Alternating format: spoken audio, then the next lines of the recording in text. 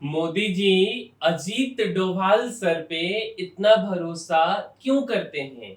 आज हम इस वीडियो में जानेंगे अजीत डोभाल सर की कहानी कि उनकी उम्र 80 साल हो गई है। फिर भी इस उम्र में वो भारत के लिए इतने ज्यादा मेहनत करते हैं। कभी लाल कृष्ण आडवाणी जी के फेमस फेवरेट हुआ करते थे और 2014 में उनको ऐसा उम्मीद था कि जब लाल कृष्ण आडवाणी जी प्रधानमंत्री बनेंगे तो मुझे एनएसए बनाएंगे। मेरे भाई जब ये रिटायर हो गए 2000 तो इनको जो है मोदी जी गुजरात बुला लिए थे। इन्हें भारत के जेम्स बॉन्ड के नाम से जाना जाता है। तो आइए हम इस वीडियो में अजीत डोभाल सर के बारे में आपको बताते हैं। मेरे भाई ये तो हमारे प्रधानमंत्री जी हो गए और यही है हमारे एनएसए अजीत डोभाल सर। तो मेरे भाई आज जो है बेसिकली हम इनके कहानी के बारे में ओवरऑल डिटेल में बताएंगे कि इनका इतिहास कैसा रहा है। यह देश के लिए एक एसेट है मेरे भाई। तो आइए सबसे पहले मेरे भाई इनके बचपन से शुरुआत करते हैं। इनके जो पिताजी थे वे आर्मी ऑफिसर थे और इनकी माँ जो है वह एक राजनीतिक घराने से आती थी।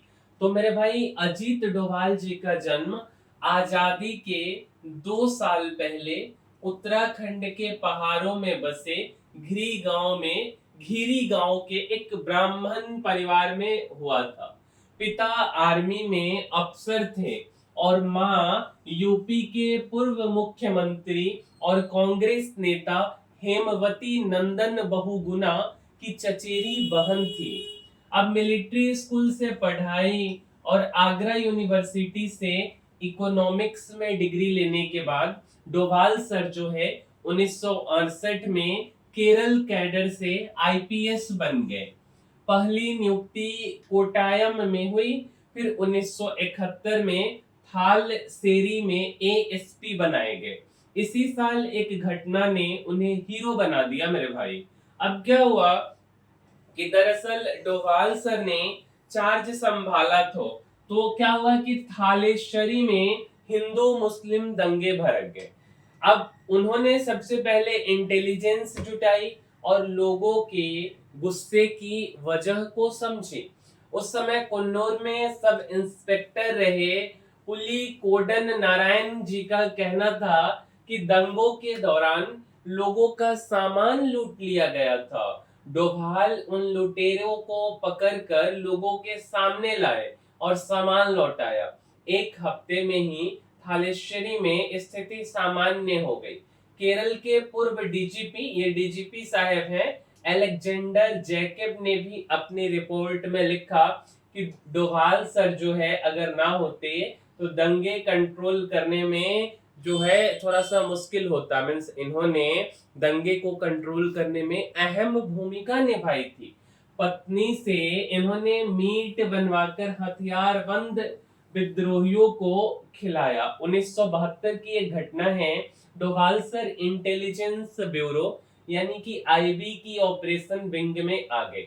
इसी साल उनकी शादी अरुण डोभाल से हुई। अब आईबी इंटेलिजेंस ब्यूरो में डोभाल सर का पहला ऑपरेशन आइजोल में था। ठीक है मेरे भाई।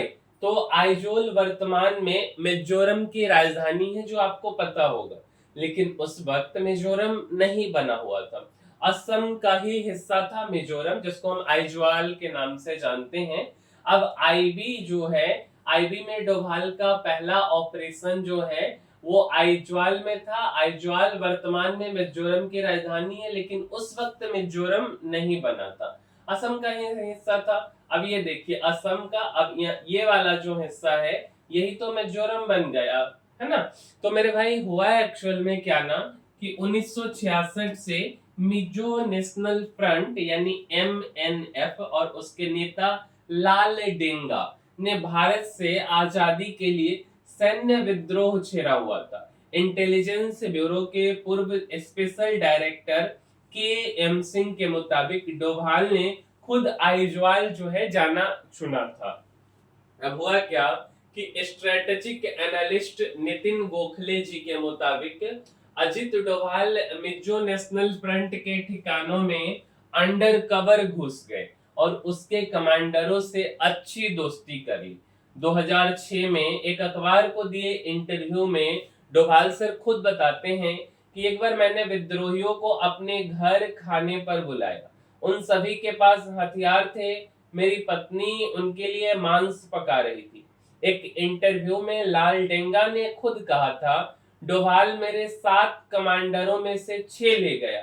मेरे पास शांति समझौता के अलावा कोई और विकल्प ही नहीं बचा था। एक दशक तक सरकार और एमएनएफ के बीच शांति वार्ता के बाद 1986 में मिजोरम अलग राज्य बन गया। जब पाकिस्तान में जासूसी करते पहचाने गए अजीत डोभाल, पाकिस्तान का काफी फेमस इनका किस्सा है। 1981 से 87 तक जो है डोभाल सब सर इस्लामाबाद में भारतीय हाई कमीशन में तैनात रहे। दावा किया जाता है कि उनका असली काम पाकिस्तान से खुफिया जानकारी जुटाकर भारत भेजना था। 1982 में डोभाल ने उस समय युवा नेता रहे नवाज शरीफ से भी अपनी करीबी बढ़ा ली थी। उस समय भारतीय दूतावास में रहे जी पार्थ सारथी बताते हैं कि डोभाल की बदौलत ही इंडिया क्रिकेट टीम को शरीफ ने घर पर पार्टी दी थी। डोभाल खुद बता चुके हैं कि लाहौर में वे एक मुसलमान के भेष में रह रहे थे। एक दिन मस्जिद से बाहर निकलते हुए लंबी दाढ़ी वाले व्यक्ति ने उन्हें रोक लिया और पूछा कि तुम हिंदू हो। अब ये देखिए, ये डोभाल सर से पूछ रहे हैं कि तुम हिंदू हो क्या? फिर डोभाल सर कहते कि नहीं। फिर उस आदमी ने डोभाल को अपने साथ चलने को कहा कि घर ले जाकर उनसे कहा, देखो मुझे पता है तुम हिंदू हो, तुम्हारे कान छिदे हुए, उनके कान छिदे हुए थे। फिर उसने बताया कि वह भी एक हिंदू है और उसके परिवार को मार दिया गया है। जान बचाने के लिए वह भी मुस्लिम के वेश में घूमता है। उसने डोभाल को कान की प्लास्टिक सर्जरी कराने की भी सलाह दी। हालांकि पाकिस्तान में उनके कार्यकाल के दौरान की प्रामाणिक बातें बहुत कम मिलती है मेरे भाई। अब स्वर्ण मंदिर में ऑपरेशन ब्लू स्टार दोबारा होने से इन्होंने रोका था। 1988 में पाकिस्तान समर्थक स्वर्ण मंदिर में घुस गए। सरकार इस बार 1984 जैसा ऑपरेशन ब्लू स्टार नहीं चलाना चाहती थी, क्योंकि पिछली बार मची तबाही से पंजाब के लोग काफी नाराज थे। अब क्या हुआ, सुरक्षा बलों ने ऑपरेशन ब्लैक थंडर लॉन्च किया। इस ऑपरेशन के दौरान एनएसजी की एक टुकड़ी की कमान संभाल रहे कर्नल करण खर्ब ऑपरेशन में डोभाल की भूमिका बताते हैं। ये है कर्नल करण खर्ब। अब डोभाल बिना किसी डर के स्वर्ण मंदिर से अंदर बाहर आते जाते थे। उन्होंने अंदर बैठे उग्रवादियों को बताया था कि वे एक पाकिस्तानी खुफिया एजेंसी आईएसआई के एजेंट हैं। उनसे हमें पता चलता था कि मंदिर के अंदर क्या चल रहा है। डोभाल सर के इनपुट के बाद स्वर्ण मंदिर में पानी और बिजली की सप्लाई काट दी। एनएसजी के स्नाइपर्स ऊंचाई से चुन कर उग्रवादियों को मारने लगे। धीरे धीरे उग्रवादियों की हिम्मत टूट गई और सभी ने सरेंडर कर दिया। ऑपरेशन की सफलता के बाद अजीत डोभाल को कीर्ति चक्र से भी नवाजा गया। वे यह अवार्ड पाने वाले पहले पुलिस अफसर भी बने। उनसे पहले सिर्फ सेना के जवानों और अफसरों को यह पुरस्कार दिया गया था। मोदी जी से पहले आडवाणी जी से डोभाल सर की गहरी दोस्ती। 1990 के दशक में इंटेलिजेंस ब्यूरो से अजीत डोभाल और एएस दुल्लत को आतंकवाद की समस्या से निपटने के लिए कश्मीर भेजा गया।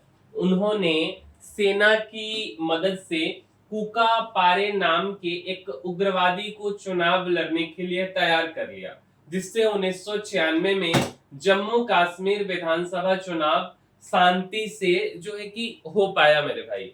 अब 1999 में जब इंडियन एयरलाइंस की फ्लाइट IC 814 हाईजैक हुई, तो नेगोशिएशन टीम में अजित डोभाल सर भी शामिल थे। 1999 में कारगिल घुसपैठ को एक बड़ी इंटेलिजेंस चूक माना गया। वाजपेयी सरकार ने एक मल्टी एजेंसी सेंटर बनाया और इसके नेतृत्व के लिए भी डोभाल सर को ही चुना गया।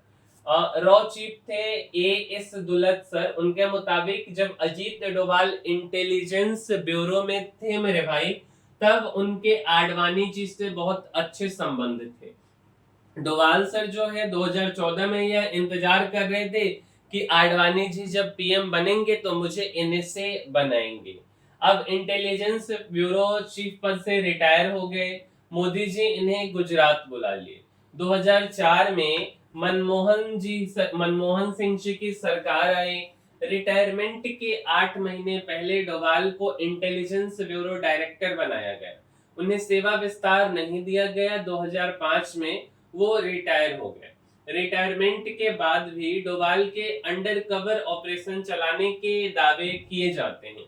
जुलाई 2005 में मुंबई पुलिस जब अंडरवर्ल्ड डॉन छोटा राजन के साथ ही विक्की मल्होत्रा को पकड़ने दिल्ली गई, तो उसके साथ कार में अजित डोभाल भी थे। डोभाल विक्की मल्होत्रा के साथ क्यों थे, यह बात अभी तक साफ नहीं हो पाई है। मीडिया में से दाऊद इब्राहिम को दुबई में बेटी की शादी के दौरान मारने के प्लान का हिस्सा बताया जाता है। स्ट्रेटेजिक एनालिस्ट नितिन गोखले जी के मुताबिक 2008 में मुख्यमंत्री जब नरेंद्र मोदी जी थे उस समय गुजरात के, तो अजित डोभाल को एक यूनिवर्सिटी की शुरुआत करने गुजरात बुलाया। 2009 में मेरे भाई गांधीनगर में रक्षा शक्ति यूनिवर्सिटी खोली गई, जहां पुलिस साइंस और इंटरनल सिक्योरिटी की पढ़ाई होती है। डोभाल सर यूनिवर्सिटी के बोर्ड ऑफ गवर्नेंस में शामिल थे। पर्दे के पीछे बीजेपी का साथ देते रहे डोभाल सर। 2019 में डोभाल सर एक think tank Vivekananda international foundation के फाउंडिंग डायरेक्टर बने। 2011 में इस फाउंडेशन ने भारत में काले धन पर 2 दिन का सेमिनार आयोजित किया और उसी सेमिनार में हमारे योग गुरु रामदेव बाबा, अन्ना हजारे जी, है ना, ये सब लोग भी उस बेसिकली सेमिनार में शामिल हुए। जिसके बाद अन्ना हजारे का जो है जन लोकपाल बिल से रिलेटेड आंदोलन हुआ था, जिससे आम आदमी पार्टी का उत्पत्ति हुआ। तो देखिए इसमें अन्ना हजारे जी और अरविंद केजरीवाल, रामदेव बाबा, है ना, और किरण बेदी शामिल हुए।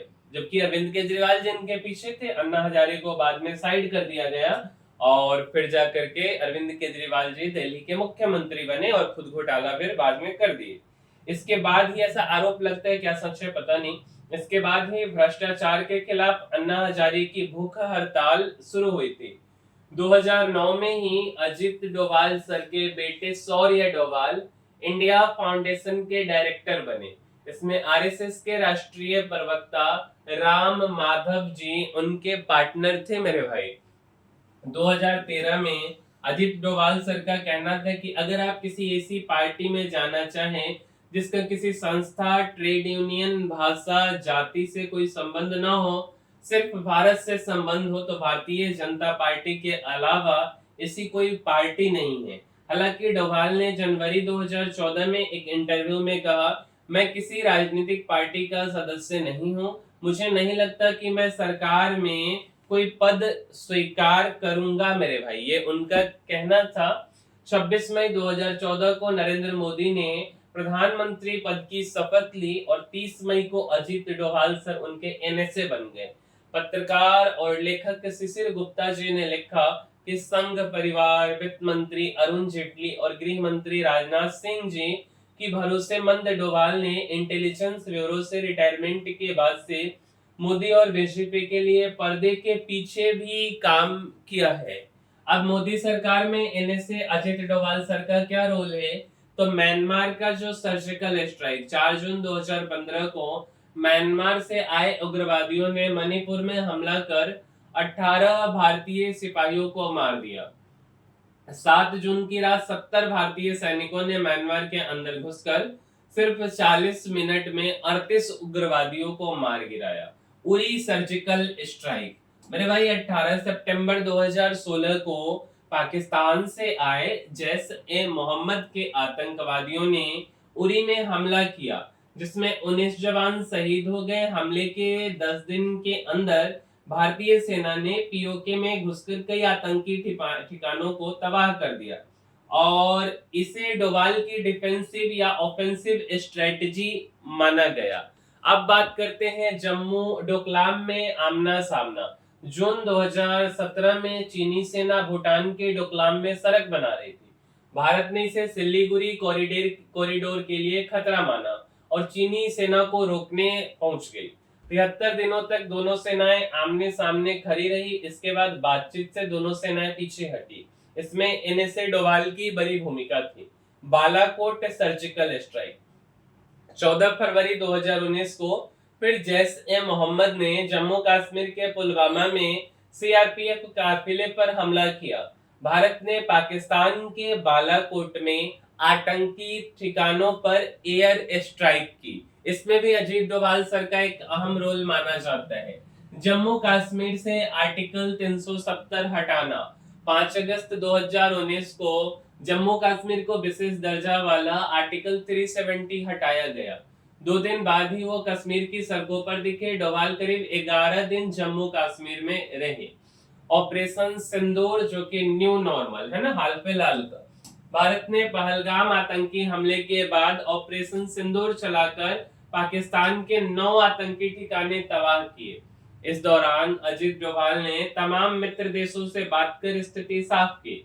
इस ऑपरेशन ने आतंकियों के खिलाफ भारत का न्यू नॉर्मल सेट किया। ठीक है मेरे भाई। भारत को इसके बाद जो है मेरे भाई, भारत को डिप्लोमेटिकली घिरती देख डोभाल फिर सुपर एक्टिव हो गए हैं। जून 2025 में Ajit Doval SCO security council secretaries की बैठक के लिए चीन गए थे।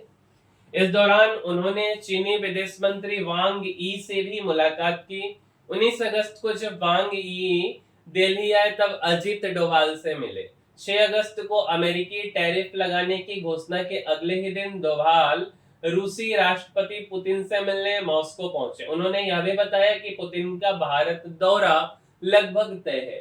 हालांकि द कारवा मैगजीन से बातचीत में अजित डोभाल ने कहा था, सिर्फ मुझे क्रेडिट देना सही नहीं, मैं एक टीम का हिस्सा हूँ जिसमें सभी सेनाओं के प्रमुख, खुफिया प्रमुख, विदेश सचिव होते। मैं सिर्फ अपने हिस्से का काम करता हूँ। आखिर डोभाल सर में इतना खास क्या है वो बताया और इसी के कारण शायद हमारे प्रधानमंत्री मोदी जी भी डोभाल सर पे इतना ज्यादा भरोसा करते हैं। और आइए हम एक पत्रकार और पूर्व विदेश राज्य मंत्री एमजे अकबर जी के मुताबिक क्या कहना है कि आखिर मोदी जी हमारे अजित डोभाल सर पे इतना ज्यादा भरोसा क्यों करते हैं। मेरे भाई, अजित डोभाल सर एक बहुत समझदार व्यक्ति हैं जिन्हें पता है कब क्या बोलना है। ये कूटनीति के लिए काफी जरूरी है। डोभाल का महत्व तो इसी बात से समझा जा सकता है कि उन्होंने सीधे जाकर राष्ट्रपति पुतिन से मुलाकात की। कितने एनएसए होते हैं जो किसी देश के मुखिया से सीधे बात कर सकते हैं? ऐसे शायद गिनती के एक भी ना मिले हमारे अजित डोभाल सर को छोड़कर, है ना, या एक दो मिल भी जाए। अमेरिकी राजनीतिक शास्त्री क्रिस्टिन जी का कहना है कि अजित डोभाल कोई राजनेता नहीं बल्कि एक जासूस है। वे जानते हैं कि पाकिस्तान कैसे काम करते हैं और पाकिस्तानी जानते हैं कि वो कौन है और वो उनसे डरते हैं। वरिष्ठ पत्रकार रश्मि सहगल के मुताबिक जब बात राष्ट्रीय सुरक्षा और अंतर्राष्ट्रीय संबंधों की हो तो पीएम मोदी और एनएसए अजित डोभाल एक ही तरह से सोचते हैं। दोनों के विचार घर में घुसकर मारने वाले हैं। पूर्व रॉ चीफ और डोभाल के साथ काम कर चुके एस दुलत के मुताबिक मोदी और डोभाल एक जैसे हैं। बहुत लोग कहते हैं कि मोदी किसी पर भरोसा नहीं करते, अमित शाह पर भी नहीं। अजित डोभाल भी बिल्कुल वैसे हैं। दोनों एक दूसरे के लिए ही बने हैं, ऐसा इन लोगों का कहना है। पत्रकार राजीव शर्मा ने डोभाल के एनएसए बनने के बाद लिखा कि मोदी डोभाल पर पूरी तरह भरोसा कर सकते हैं और वो उनके गुप्त रणनीतिक और यहाँ तक कि राजनीतिक मिशनों को भी बखूबी अंजाम दे सकते हैं। डोभाल पर सवाल भी कभी कभी उठते हैं, जैसे डोभाल जी का इंटेलिजेंस नाकाम रहा। डोभाल के एनएसए रहते ही भारत में उरी, पुलवामा और पहलगाम आतंकी हमला हुआ। जिसमें साफ तौर पर इंटेलिजेंस फेल्योर सामने आया। इसके बावजूद उनकी जवाबदेही नहीं तय की गई। मेरे भाई, एक आध घटना से आप किसी व्यक्ति के पूरे जीवन के पृष्ठभूमि को तो तय नहीं कर सकते ना, कहीं कहीं पे मिस्टेक हो जाती है ना। पाकिस्तान को समझ नहीं पाए। अजीत डोभाल को पाकिस्तान एक्सपर्ट माना जाता रहा है। सीनियर पत्रकार सुशांत सिंह के मुताबिक वह अभी तक पाकिस्तान को समझ नहीं पाए और पिछले 11 सालों में पाकिस्तान की समस्या उलझती ही गई है।